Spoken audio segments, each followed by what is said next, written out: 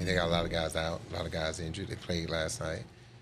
But, you know, coming off a West Coast trip where we didn't play well and just to travel along, you know, we came out with a lot of injury. And a lot of times this is a tough game just to mentally, you know, to play because your sleeping habits are off. You're waking up all times of the night. You know, your body clock hadn't adjusted back. But, you know, we played well. We played with a lot of energy. And I just think Chris walking out on the court, you know, he didn't play exceptionally well, but just being in uniform, watching how Andrea played well. Just, you know, I asked him who was that masked man, you know, and but Andrea seemed like he just had a lot more confidence in the things that he did. Well, I don't know, but you know, it's just how he, you know, his shoulders was up, his head was up, and you know, Rasho came in again and just played great, and I just thought our defense, the things we wanted to do, the things we wanted to take away from them, we did. And can you build on this? Obviously, you have to start somewhere. So. Oh yeah.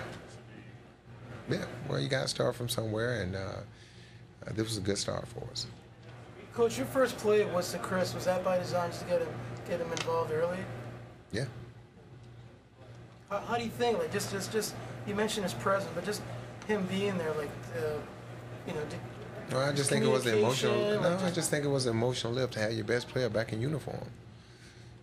How did he look? Yeah, how did he look? I mean, rusty, but you know, to play 22 minutes, and he was tired because he haven't been running a lot full court. But just to get him back out there, and I put him back out there just to get some conditioning. And tomorrow, we'll practice, go up and down, and he's got to get his rest and take care of himself. And then, you know, we play Cleveland on Friday. No questions? Thank you. Yeah, a lot before now. No. Oh. Well, it was complete, you know, so I really don't have much to, you know, to say. It was just it was complete right from the get-go. We left everything in Milwaukee last night, you know, and run into a very good team that's lost 5 in a row, got Chris back, and it just was absolutely complete right from the get-go. We just didn't have enough firepower, enough manpower. We didn't have enough coaching power. We didn't have enough of anything, and you know, it's just, I feel real bad for them in there that they couldn't make a few shots, just get out of the record books, but you know, that's the way it goes. What did you tell them in their bed? Talked about God. No, I'm just kidding. I'm just kidding. I was scared to laugh. But God being very angry. No, it's Holy Week, actually. Did you know that? Yes. Yes, it is, absolutely. So we, you know, so I'll keep that speech to myself. Was the team pretty? Hey, listen, what else depressed? are you going to say? Come on. I mean, come on. Yes, they don't want to be humiliated. We've had, you know, 4 or 5 games like this year, and when it goes, it just absolutely goes. You know, I'm not going to make any excuses. You know, the worse that it got, I think, the more heart we lost, and every time a shot wouldn't drop, he just got more and more frustrated. And you know, like a good team they are, they just, you know, they had no mercy. They just put us away, you know.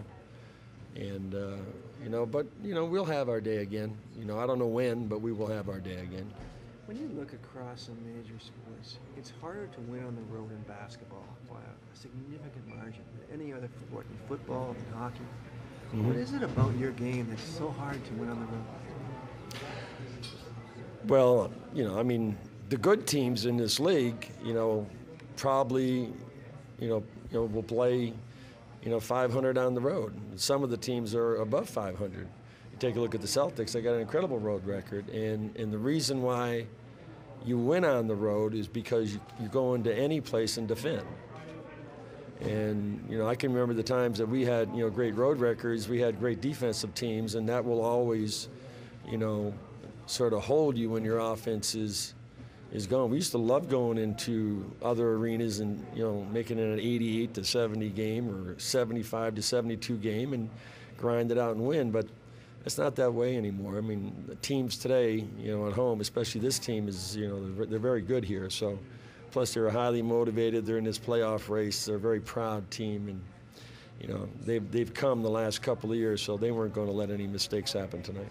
You know, you got guys competing for jobs next year, but how much do you almost wish the season was over now? Get to the draft. I don't want to talk about that. We're looking at him, and this is a tough night for Daquan. We got a season to finish, and we kept going to Daquan, and he had one of those. He had a Michael Jordan night. I remember Michael going 3 for 19 one time.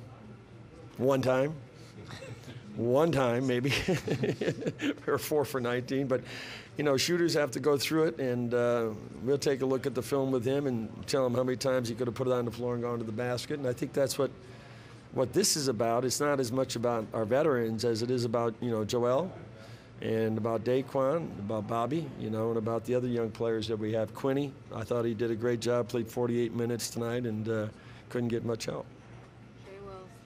Yeah, he really hurt it last night. I mean, he could hardly even move it. He can't, dribble the ball. So we got a 17th exception coming from the NBA, I think, probably.